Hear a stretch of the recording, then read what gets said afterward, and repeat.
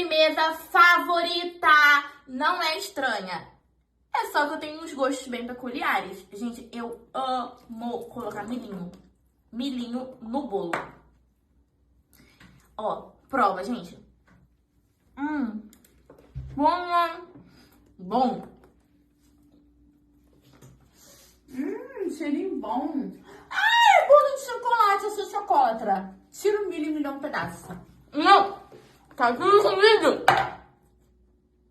Por que eu não posso ter um pedaço? Como? Ah. De fogo! Você tá cuspindo em mim, não. Que horror, gulosa. Comprou um pra mim. Ação! Delicioso!